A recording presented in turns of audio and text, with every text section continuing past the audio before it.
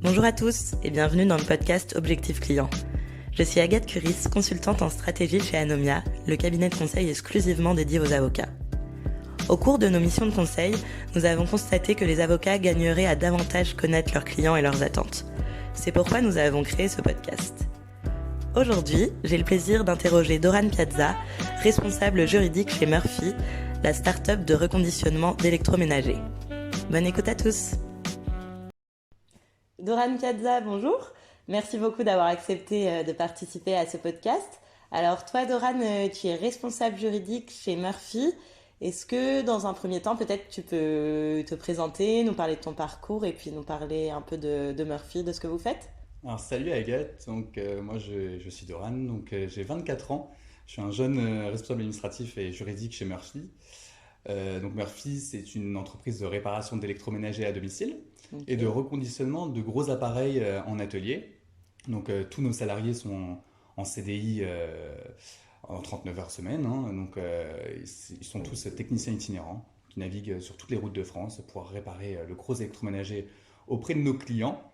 Et en plus de ça, donc, on reconditionne des appareils dans des ateliers, sur les régions de Nantes, Lille, Lyon et Paris. Nous collectons aussi des appareils électroménagers auprès des particuliers. Ça évite du coup de les donner aux encombrants. Et nous, ça nous permet de les revaloriser et de proposer à nos clients des pièces détachées d'occasion et des appareils durables, éco-responsables, toujours dans l'économie circulaire. Ok, donc Murphy, c'est ce qu'on pourrait appeler une start-up oui, responsable, une start-up de l'ESS un peu. C'est ça, on est vraiment là-dedans. C'est vraiment une démarche éco-responsable. On le promouvoit à chaque fois, à chaque passage en presse, etc. et en interne. C'est voilà, réparer au lieu de jeter. C'est vraiment le nouveau réflexe, je pense, qu'on doit tous adopter, même chacun dans son quotidien, que ça va du tri des déchets à, voilà, je choisis du seconde main à l'achat, je préfère réparer qu'au lieu de jeter, je donne si j'en ai plus l'utilité. C'est vraiment dans cette démarche-là que Murphy avance. On se considère encore comme start-up dans l'esprit, mais, Vous êtes combien aujourd'hui, mais ouais? finalement, alors j'ai pas de chiffre en tête, mais on est entre 230 et 300 maintenant. Ok, Donc, donc là aujourd'hui nous on est au siège. Au siège, il y a combien de personnes? alors là, au siège, donc les petites mains, on va dire, administratives et corporate, on est 77. Très bien. Donc le reste, c'est uniquement des techniciens, parce que du coup, c'est vraiment notre cœur de métier. Mm, mm. Et en fait, ce chiffre, pourquoi je ne l'ai pas en tête, parce qu'il accroît en fait, de semaine en semaine. Parce qu'en fait, on a ouvert notre première filiale qui s'appelle la Murphy Academy. Et en fait, c'est notre centre de formation. Donc en fait, on Oh. forme les héros de demain, les futurs réparateurs d'électroménagers, donc à ce beau métier qui est souvent dévalorisé. Donc on a toujours un peu l'image, ouais, c'est un artisan du coin qui va m'escroquer, je ne sais pas combien je vais payer, etc. Et en fait, on veut changer, casser ces codes. Et typiquement, donc là, on est à la septième promotion. Donc on les fait sur nos ateliers, enfin, dans nos ateliers, pardon, avec des formateurs professionnels. On est en partenariat avec Pôle Emploi, donc voilà, c'est certifié et reconnu. Et en fait, on se rend compte que les profils qui arrivent ils sont vraiment extraordinaires. On a une ancienne ingénieure agronome, un ancien militaire, etc. Enfin, c'est vraiment ultra diversifié. Ok, super.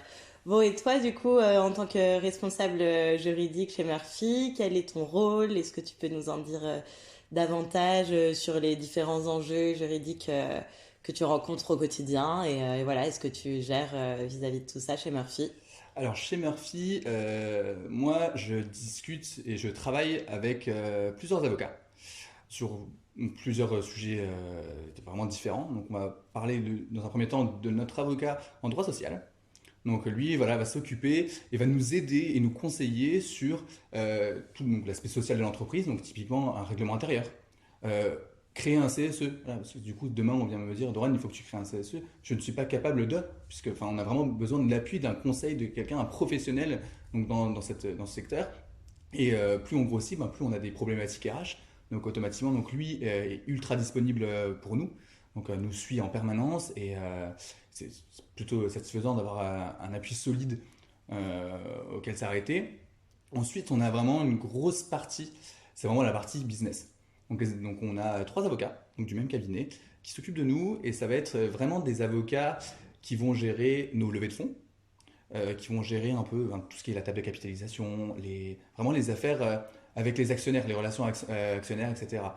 Donc ça va être une grosse partie, enfin c'est un gros travail puisque du coup on monopolise les avocats, on monopolise aussi notre commissaire aux comptes, notre service financier, enfin voilà, il y a beaucoup, quand je dis c'est lourd, il y a énormément de personnes qui sont dans cet écosystème. Et la troisième personne à qui je fais appel, donc une avocate, donc Lucie, qui elle va s'occuper vraiment des affaires, on va dire un peu courantes, très opérationnelles pour l'entreprise. Donc typiquement, voilà, nous on a vocation à ouvrir d'autres ateliers en région, donc même d'ici cette année, hein, donc on va en ouvrir 5 de plus. Il faut que quelqu'un voilà, nous aide à comment les ouvrir, comment les déclarer, enfin faire toutes ces procédures-là. La nomination de notre nouveau commissaire aux comptes, il fallait s'en occuper. C'est vraiment elle qui a un appui solide, vraiment solide pour le côté opérationnel de l'entreprise. C'est voilà, quand on développe nos offres commerciales, en développant ces offres, automatiquement, on doit mettre à jour nos conditions générales de vente, etc. Et en fait, elle est surtout là pour du conseil et elle nous aiguille vraiment, vraiment pour qu'on aille dans la bonne direction, pas qu'on se prenne le mur tout de suite, quoi. Très bien.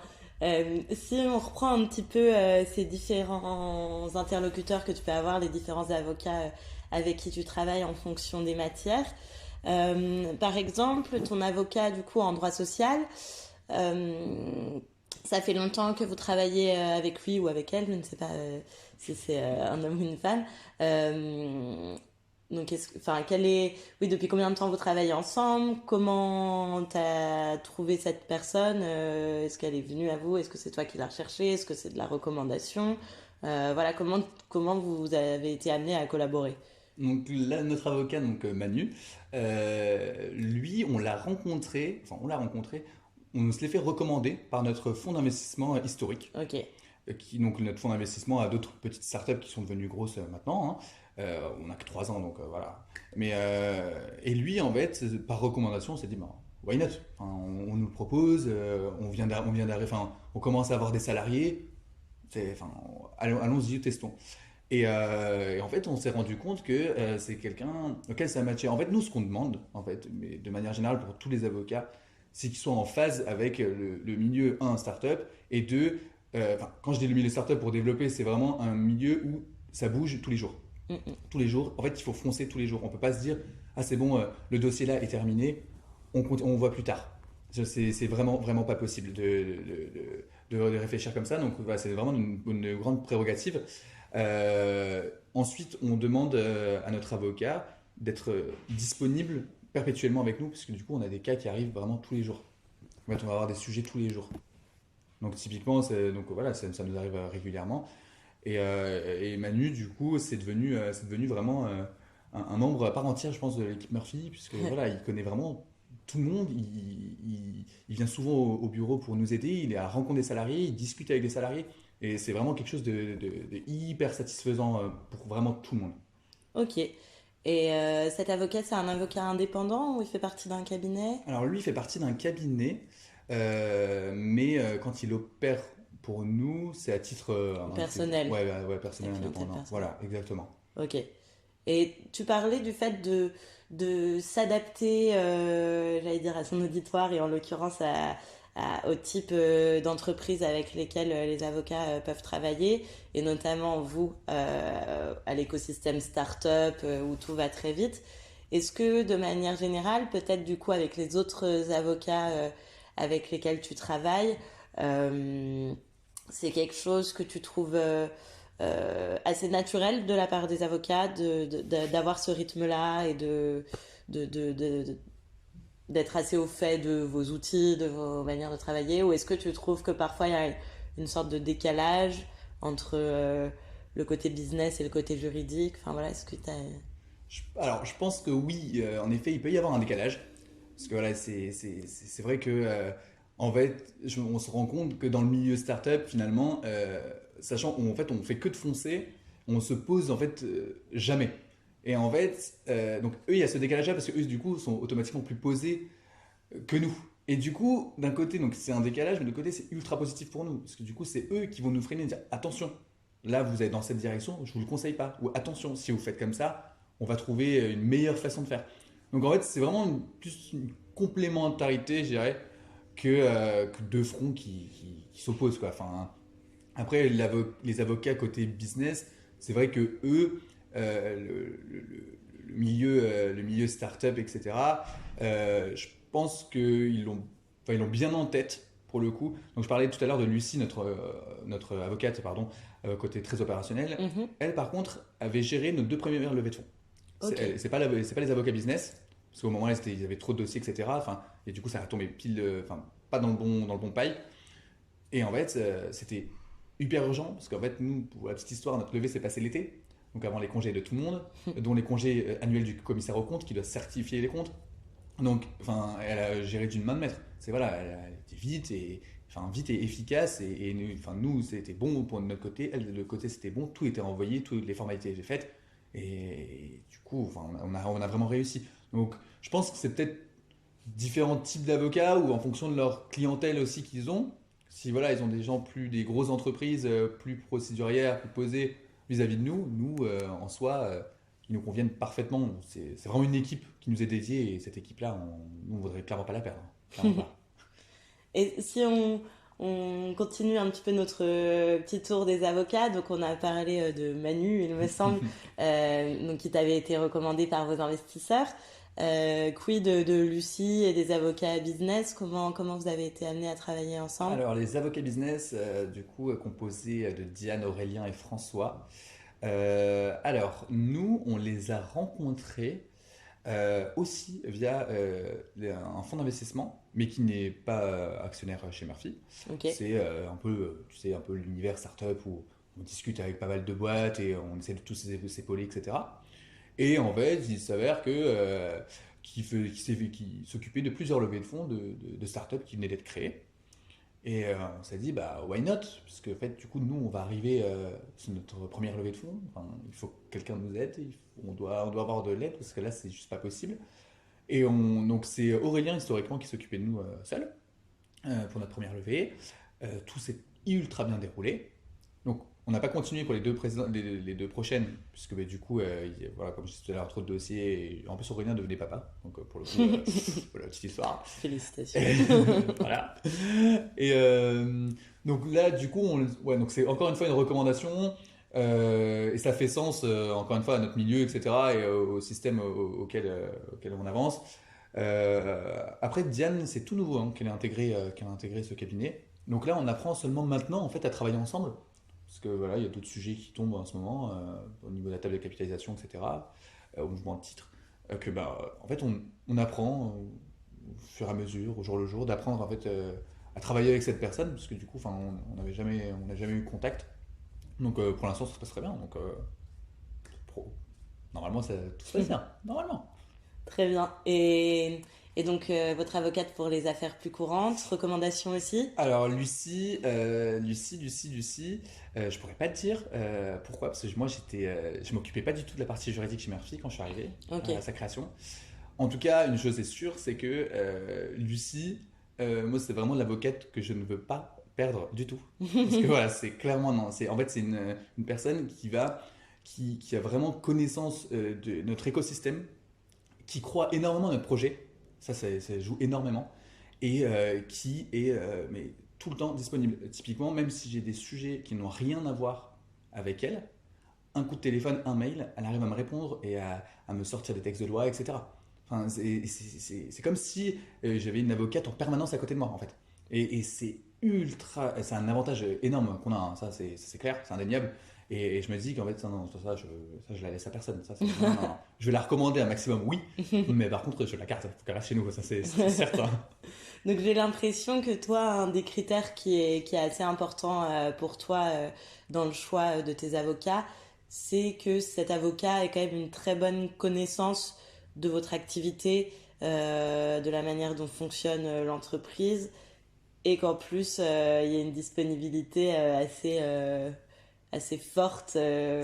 Oui, exactement. Enfin, ouais, t'as très bien dit. Pour moi, ils doivent être vraiment réactifs, dispo, euh, dans l'univers auquel nous avançons, qui croient au projet. C'est quand même pas mal, quand même, quelqu'un qui croit en nous, c'est bien. Et ouais, enfin, ouais, je dirais que ça, parce que du coup, c'est vraiment les éléments moteurs pour nous. Après, je pense que le gros avantage qu'on a, c'est la recommandation. Ça, en fait, on marche beaucoup sur la recommandation. Parce que enfin, c'est rare que les avocats viennent à nous. Et du coup, sachant qu'ils ne viennent pas vers nous, nous, on se fasse recommander certains, bah, du coup, on est sûr, à minima en tout cas, d'avoir quelqu'un de confiance. En tout cas, j'en doute pas, parce que tous les avocats sont de confiance pour moi.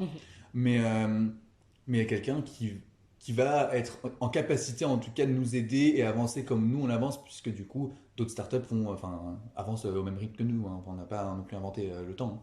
Hein. Donc, c'est surtout ça, ouais. La recommandation, je pense que c'est vraiment aussi un beau critère de choix.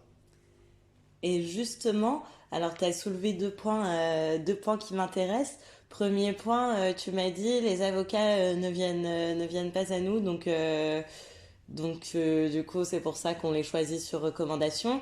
Est-ce que toi c'est quelque chose qui te choquerait, en tout cas qui te surprendrait si un avocat venait à toi, je ne sais pas par exemple via LinkedIn ou peut-être lors d'un événement professionnel, etc., qu'un avocat finalement vienne te proposer ses services, si tant est que tu en aies besoin. Ah, bien au contraire. Franchement, je préférerais qu'un avocat vienne à nous.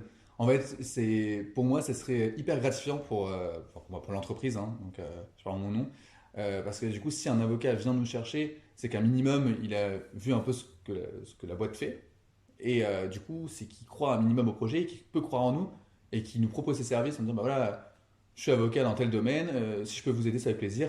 Enfin, moi, franchement, je préférerais recevoir ce message que d'aller contacter plein de startups et demander, au fait, Plein de cabinets plutôt. ouais, plein de cabinets, pardon. Voilà, est-ce que vous êtes expert dans le droit social, création de CSE? Je sais pas, ça me vient à l'esprit parce que c'est le truc le plus nouveau qu'on ait eu ici. Mm, mm. Ou voilà, quelqu'un, au fait, vous avez déjà fait des levées de fonds à tant de millions d'euros? Si oui, vous aimez bien les startups, vous avancez vite, vous êtes dispo quasiment même la nuit? Je préfère franchement qu'ils viennent à moi. Et au moins, enfin, et puis c'est plus fluide. Il y a une autre relation, je pense, qui se met en place. Dans ce genre de cas, en tout cas. Ouais. Et mon deuxième point, c'était donc sur la recommandation, dont tu as pas mal parlé, dans le sens où vous choisissez vos avocats donc sur recommandation, puisqu'ils ne viennent pas vers vous. Et, euh, et je dirais dans le sens inverse, si, peut-être que c'est déjà arrivé d'ailleurs, les avocats avec qui tu travailles te demandaient de les mettre en relation peut-être avec des entreprises qui auraient des besoins similaires ou voilà, de les recommander auprès d'autres clients potentiels. Qu'est-ce que tu penses de cette démarche? Alors, moi, ça me choque pas du tout, bien au contraire. Parce que du coup, en fait, je pense qu'il faut valoriser chacun. Nous, à titre perso, enfin pro, on est valorisé au travail. Et en fait, l'avocat fait bien son boulot, on est hyper content d'avoir. Ben, bien sûr que oui. Enfin, moi, l'avocat m'a dit, ouais, si tu entends parler qu'une boîte ait besoin, etc., tu peux parler de moi. Mais bien sûr que oui. Enfin, j'envoie son mail tout de suite. Enfin, je le suis. Enfin, vraiment, quand on est content de quelqu'un, pourquoi? Enfin, on va pas mentir, on va dire la vérité. Donc, enfin, ça, je pense que c'est plutôt stylé. Nous, de nous-mêmes, c'est vrai qu'on devrait le faire. Aussi, sans que l'avocat demande. En vrai, nos avocats nous ont jamais demandé. Mm, mm. Ça pourrait être très honnête. Mais en fait, je pense que y a pas mal d'avocats en effet qui ont une certaine réticence à oser demander ce genre de choses en pensant que ça va embêter leurs clients, alors que moi personnellement j'ai tendance en effet à croire, et finalement c'est un peu ce que tu me dis là, qu'un client satisfait n'a pas tellement de raison de refuser ce genre de démarche quoi. C'est ça, exactement. Je suis totalement d'accord avec ce que tu dis. Pour moi, c'est même normal en fait. Tout se passe bien de notre côté. On sait que telle personne, enfin tel avocat est doué dans les tâches qu'on lui a demandé de nous aider, et, etc., et de nous épauler. Bah, oui, on a la start-up du coin ou même une grosse entreprise du coin, d'un pote ou quoi que ce soit. Une connaissance me dit, bah, voilà, on est en galère, on cherche un avocat, etc.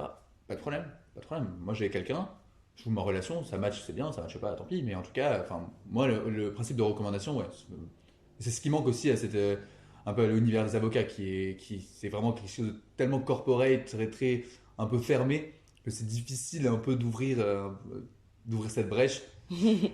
Et après, nous, on a réussi à trouver quelque chose avec nos avocats. On a fait la soirée de levée de fonds. En fait, c'était normal pour nous d'inviter l'ensemble de nos avocats. Ok. Donc, on a invité donc, tous les salariés et leurs familles, tous nos partenaires, donc même des fournisseurs qu'on considère comme partenaires. Et en fait, pour nous, les avocats, je les considère clairement comme nos partenaires. Ils font partie de l'équipe Murphy. Du coup, et là, en fait, en fait, notre relation a vraiment changé à ce moment-là, puisque du coup, en fait, on s'est rencontrés hors contexte, hors dossier Murphy. Donc hors contexte, vraiment soirée de levée de fonds avec de la musique, un food truck et quelques boissons.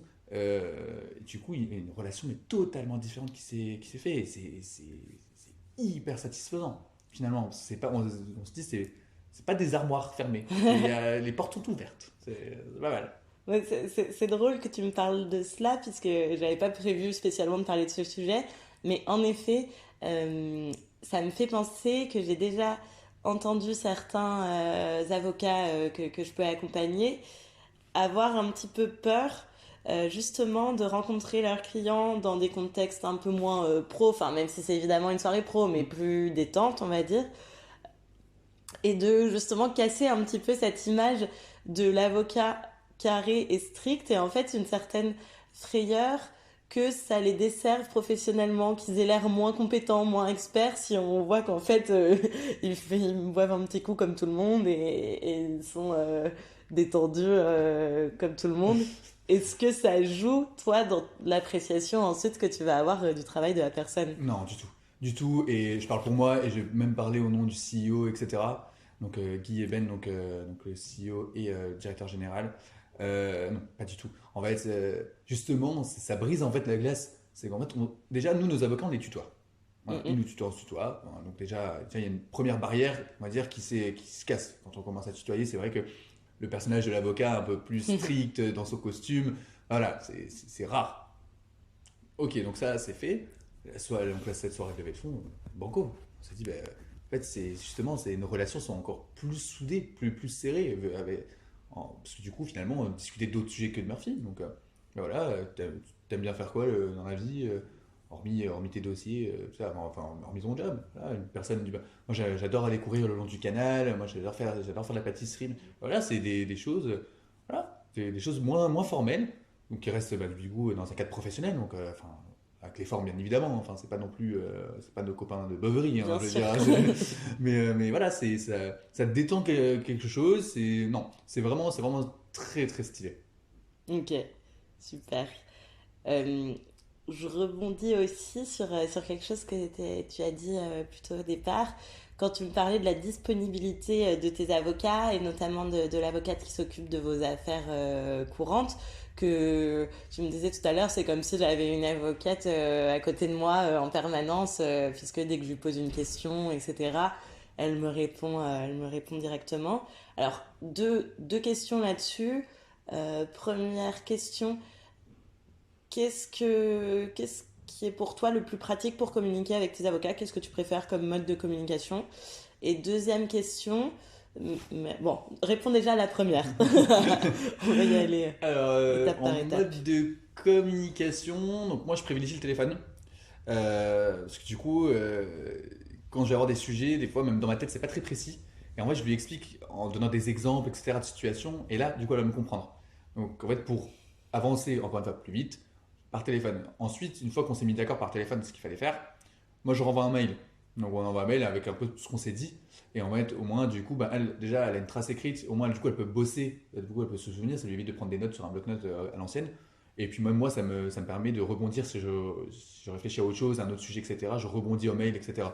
Donc, mais principalement le téléphone, ouais, en effet. Ok. Et ma deuxième question, un peu liée du coup au fait que tu puisses l'appeler comme ça de manière régulière quand tu en as besoin.